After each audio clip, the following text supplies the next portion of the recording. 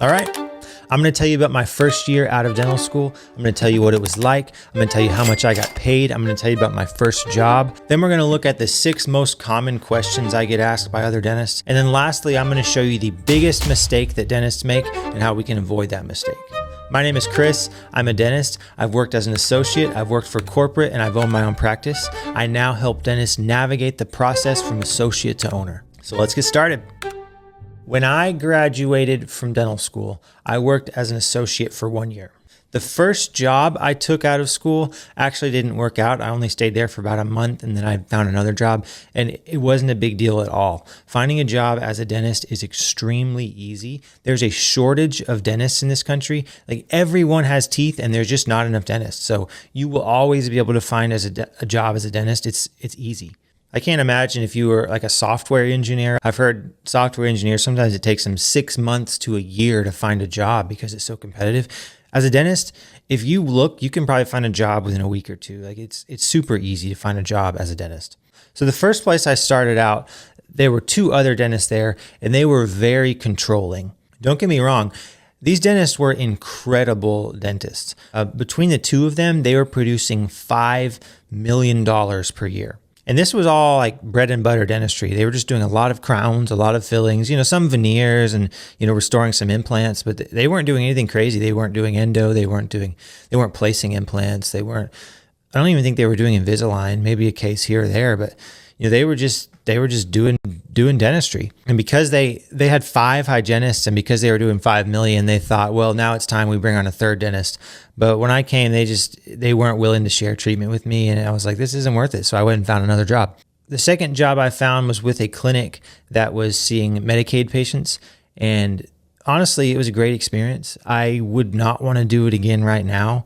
When you see Medicaid patients, you're going to be doing a lot of work and you're not going to be getting paid that much. But overall, like, seeing that many patients, I really learned how to be efficient and how to work fast and how to not waste time in between patients. And it was, for that reason, it was a good experience. I didn't make a crazy amount of money my first year out of school, but I did fine. I think I made about $175,000 my first year out of school. And, that was me working 5 days a week and working really hard to make that money. Luckily, I kept my expenses low first coming out of school. I didn't buy a new car or a big house or anything.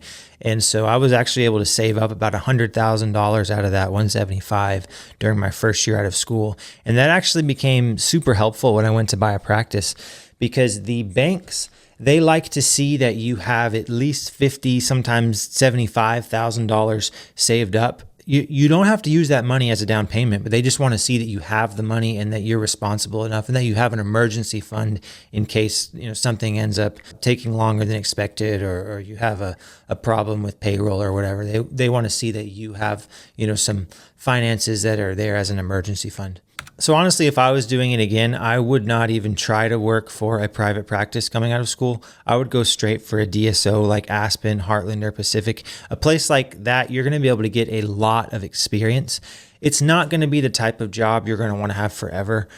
I have another video where I talked about it, but when you work for a DSO, you're not treated with very much respect. It's not going to be an amazing experience. You're not going to enjoy it the way that you will when you're an owner. It's not always going to be fun, but you're going to get to see a lot of patients, and that's what you need your first year out of school. You want to make sure that you're seeing a lot of patients and that you're doing a lot of different type of procedures. I'd be careful about working at a place like Affordable Dentures and Implants, for instance, during your first year out of school. You want to make sure you're doing a variety of procedures, just learning as much as you can, getting your skill set down. So a DSO that's doing general dentistry is probably the best place to be for the first year. But 1 year, I would not stay more than a year. Like, 1 year is enough time to learn everything you're going to need to learn. Honestly, 6 months is probably enough. Get your skills up, learn how to work fast, and then you need to get out of there and buy a practice. So I worked for 1 year before I bought my first practice. And honestly, I think that is about perfect. I would not want to wait much longer than that, because every day you work as an associate, you're making so much less than you could be making as an owner. It's just not worth your time to be working as an associate. You're going to learn everything you need to learn in 6 months to 12 months. And after that, your learning is going to start to plateau. And I know dentists who have been working as associates for 5, 6, 7, 8 years. And like, I know more about business than they do. And I know dentists who worked as an associate for like 8, 9, 10 years before they bought their practice. And when I bought my practice 1 year out of school, I knew just as much as they did. Working longer as an associate is not going to teach you the skills you need to be an owner. The only way to learn the business skills that you need to be an owner is by being an owner. You just have to jump in. You have to get started. Now, don't think that as soon as you decide you want to be an owner that you're instantly going to be able to be an owner. It can take a long time to find a practice to buy. I would start looking right now. If you're in dental school, you can already start reaching out to brokers and just getting information and start looking at practices. If you're already working as a dentist, you definitely should be in contact with every practice broker in the area that you want to live in. Start reaching out to the supply reps, reach out to other dentists, let people know that you're interested in buying so that when a practice comes for sale, they know to reach out to you and let you know. You can't control when a practice is going to come to market. You just have to be available, you have to be ready, and you have to find out about it. Also, the first few practices you look at are probably not going to be the practices you buy. You need to get practice looking at these different offices because you won't know the right office when it comes around if you haven't already been looking at offices. I looked at over 30 different practices before I bought my first practice, and I absolutely do not regret it. When you start looking at practices, you're going to have to gather a lot of information about those practices, and you're going to have to get good at looking at the numbers and deciding, hey, is this the type of practice that meets my criteria? You need to get clear on what you're looking for in a practice. And then when you find a practice that meets your criteria, you need to jump on it because someone else is probably also looking for the same type of practice. And if you don't buy it right away, they're probably going to buy it before you. A big part of what I do is I help dentists get clear on what type of practice they want to buy. So even if you aren't sure yet you're ready to be an owner, I would say go ahead and reach out, and I would love to chat with you and talk about what you're looking for in a practice and help steer you in the right direction. So when I bought my first practice 1 year out of school, I went from making about $750 a day as an associate to making about $3,000 a day as an owner. You're just going to be able to make a lot more money as an owner on average, especially if you buy the right practice. Once you get clear on what type of practice you're looking for, when you buy your first practice, you are going to be making so much more money than you're going to be making working as an associate or working at a corporate office. Make sure to reach out. My email's in the description if you'd like some help looking at practices. We want to make sure that you buy the right practice and not just any practice. I also wrote a book, the link's in the description, that walks through the steps of buying a practice, and I tried to put everything in there to be as detailed as possible to help through the process. So I get quite a few emails, both from D4 dental students and dentists who are starting out. And these are the top 6 questions that I get. I've had a lot of people asking, does it make sense to do a GPR, a general practice residency? Short answer, no. There's no way I would do a general practice residency. If I was going to do a residency, I would at least want to end up as an oral surgeon or an endodontist or an orthodontist or something. Like, you don't need a general practice residency. The only time it makes sense to do a GPR is if you're in a state and you absolutely have to live in that state starting out that requires it. I think like New York and Delaware maybe require it. But the thing is, they also let you start working in those states once you've had experience working for a few years. So I would just move to another state for a little while, work there, and then move home once you're able to start working there without a GPR. You're going to learn so much more if you get out and actually get a job and start working than if you just stay in school for another year. Get a job at a DSO like Aspen or Heartland. Not only will you get so much more experience by working on actual patients, and instead of seeing 2 to 3 patients a day, seeing 30, 40 patients a day, but also a lot of these DSOs offer free CE because they want you placing implants at their practices. So they will pay for you to do the CE necessary to learn implants. Don't think that you have to stop learning once you leave school. You can get a job and keep learning while you're at your job. If you stay in school longer, it's just going to delay the time necessary to where you can buy your own practice. Your number one goal as a dentist is to buy a practice. Anything like a GPR or an AEGD that's going to delay your time getting into ownership is absolutely not worth it. All right, second question I get is there are a lot of dentists who are still in school and they're worried about lining up a job before they graduate. Why? That's a waste of your time. Enjoy your D4 year. There's no rush. It is so easy to find a job as a dentist. Once you graduate, it's going to take a while for you to get your license. That's going to be plenty of time to apply for jobs. There's absolutely no rush. Trying to get a job before you get out of school, you're not even going to know what you're looking for yet. It's a waste of your time. Just enjoy your time in school. And then once you're finished, you can start looking for a job. Third question I get is, how do I manage the process of getting my first job? And so the main thing you want to keep in mind is you need to always negotiate. For a lot of new dentists, they have never had an actual job. You've been in high school, you go to college, you go to dental school, and maybe you have a part-time job while you're in school, but you've never had a real job. So this is going to be your first real job. And the thing you need to understand is whenever you have a job offer, they are going to offer you lower than they actually expect to pay you. To be clear, I don't like this. I wish jobs just posted, this is the amount you're going to be paid, and that's what it is. But the reality is, employers always offered lower than they're willing to pay. Most dentist jobs are going to have two aspects to the pay. Number one, there's going to be a daily minimum. And number two, there's going to be some sort of percentage, whether it's a percentage of production, percentage of collections, percentage of total office production. Now, it's going to change based on what part of the country you're in, the daily minimums, but I wouldn't take a daily minimum less than $1,000 a day. And if you're in like a larger city, that's probably more like $1,500.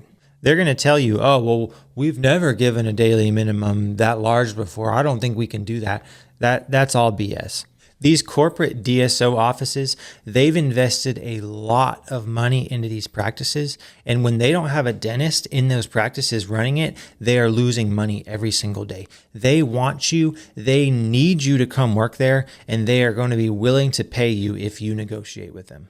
Now, the second part of your pay is going to be some sort of percentage of production.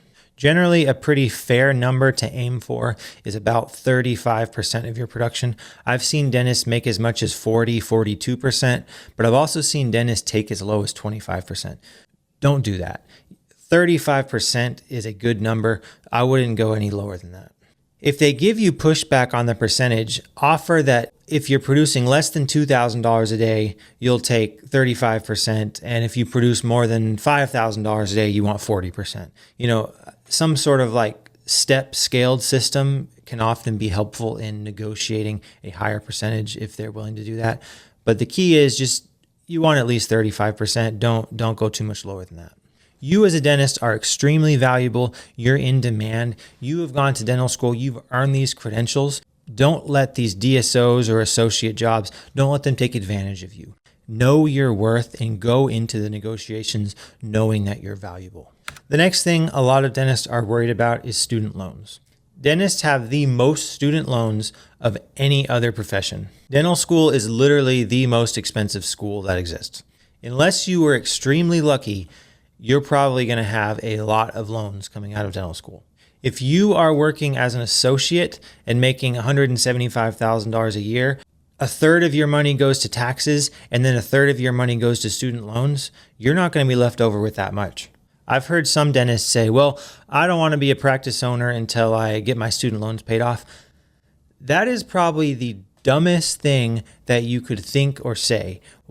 You're going to be making so much more money as an owner. Once you're an owner, it's easy to pay off your loans. As an associate, it's basically impossible to pay off your loans. Let's say the average dentist, they need $100,000 a year to meet their living expenses, and you're making $175,000 as an associate. Once you pay off your taxes, you're down to $140,000, $135,000, and your expenses are $100,000 a year.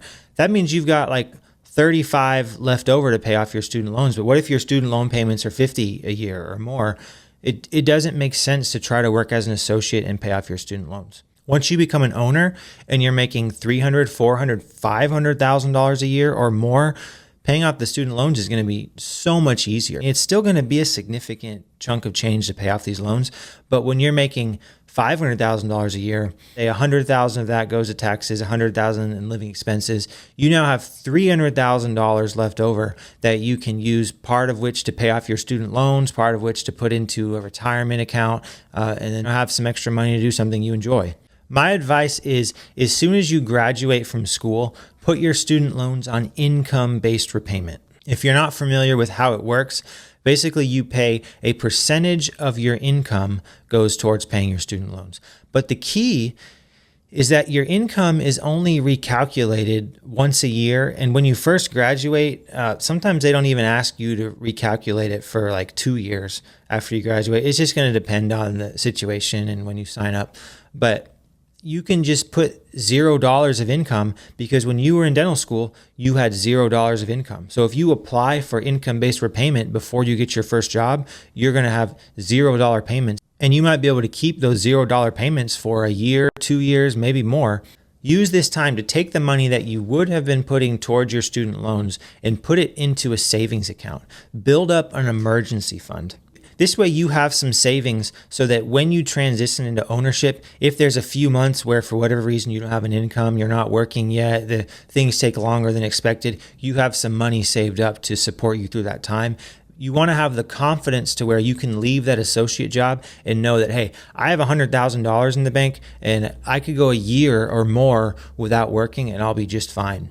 Chances are that's not going to happen, but having that money saved up is going to give you that extra bit of confidence. Now, also banks, when you go to get a practice loan, they like to see that you are the type who has some money saved up, that you have an emergency fund. They're not going to ask you to put a down payment because they'll finance 100%, if not 110, 120% of the purchase price, but they do want to see that you have some money in the bank. So I would say try to get at least 50 to 75 saved up when you're working as an associate so that it makes it that much easier to become an owner. Then once you're an owner and once your practice is established and you're making substantially more money than you're making as an associate, that's the time where you can pay those student loans off.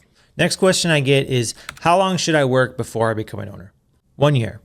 There's no reason to do any more than 1 year. And truth is, any longer you wait, you're just going to waste your time and you're going to be losing opportunity costs and you're not going to be making the kind of money and you're not going to have the kind of freedom that you could if you just started your business. The first year out of school is all about getting your speed up and feeling confident. But once you've done that, become an owner. You're not going to learn how to become an owner by working as an associate. The only way you're going to learn this is if you get started. Finally, I get asked, when and how do I start looking for practices? Right now. Just start looking. I don't care if you've been working for a year. I don't care if you've been working for 3 years. Like whatever your situation is, now is the best time to get started looking for a practice. It might take 6 months. It might take a year. It might take 2 years till you actually find the practice that you want to buy. So you want to get started right now. All right. So last thing is, what is the biggest mistake that I see dentists make? It's not that they didn't put enough bond on their filling or forgot to use some cement on their crown or something. The biggest mistake that dentists make is they work too long as an associate. Working any more than 1 year as an associate is not going to help you become an owner. You're not going to learn anything in your second or third or fourth year as an associate that you haven't already learned in your first year. Your learning has plateaued. It's time to move on and buy a practice. Every year that you delay, you are losing out on money and you're building up someone else's business. Not only are you making less money per year, but every year that you own a practice, you are building equity in a business that you're later going to be able to sell at a profit. When you're working at someone else's business, you are building up their business so that they can have more equity in their business. Why?